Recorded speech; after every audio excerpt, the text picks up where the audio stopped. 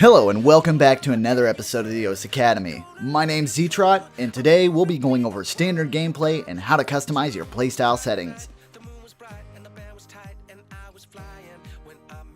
Now that we have the game installed and we're ready to play, let's go over some of the basics. The main goal of OS is to play along with the beat in order to survive the entire length of the song. Competitive players will also try to go through the entire beat map without missing any notes in order to obtain the max score possible, in hopes of being number one on the leaderboards. One of the more unique aspects to this game is just how many peripherals can be used to play. Playing OS only requires a controlled, accurate cursor movement, so pretty much any input device can be used to move along with the beat. Everybody has a mouse to play with, but there are some people that prefer tablets. This makes maneuvering for them a little bit easier, and some lucky players even have tablet PC touchscreens. This helps emulate the original DS game feel. We've went over quite a few different inputs right there, so you might be a bit confused at this point, so let's go into a bit more detail on each mode. Mouse is the original input type for OS, and it pretty much speaks for itself. You can use the mouse to control the cursor, and when the cursor reaches a hit circle, you can either click the mouse buttons or use certain keys that you have binded on your keyboard to play. Some players are more comfortable with different mouse speed settings as well. Now, these can be adjusted in your computer settings, or they can be adjusted directly from OS in the options screen, which we'll look at in just a moment. So, let's go over tablets real quick. What is a tablet, you might ask? A graphic tablet, or generally just called a tablet by the OS community, is a tool that lets you use a pen to draw digital art. The main advantages of a tablet in OS is for its absolute positioning, which means holding the pen in one place will bring the cursor to the exact spot every time. This will definitely increase aim precision.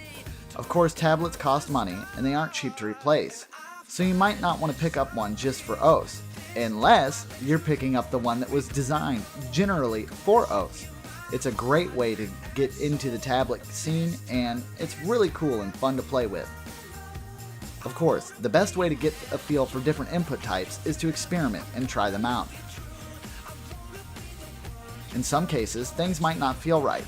You may feel some input lag, or the game might be choppy overall. If any of these problems sound like something you're going through, you might just need to adjust some settings. You can reach the settings by clicking on the options at the main menu. From there, on the left-hand side, you can adjust almost anything OS related, from the fancy graphic shaders to adjusting your key bindings, to even changing OS's look with a custom skin. In most cases, the default settings should work fine, but if you feel you need to adjust them, here's where it can be done.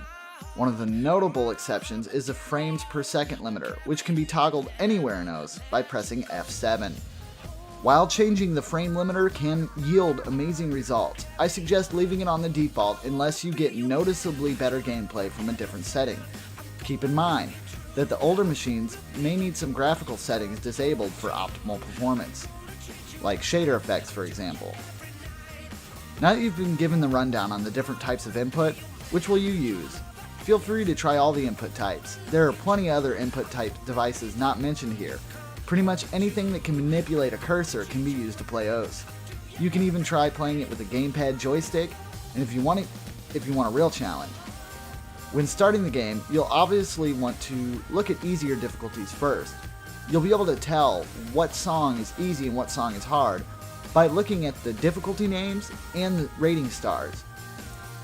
And remember, don't forget, you're never alone. You can always feel free to take part in fun multiplayer action against your friends and strangers alike. But we'll go over that in more detail in a later episode. That's all from me today. We hope to see you guys real soon, and remember, rhythm's only a click away.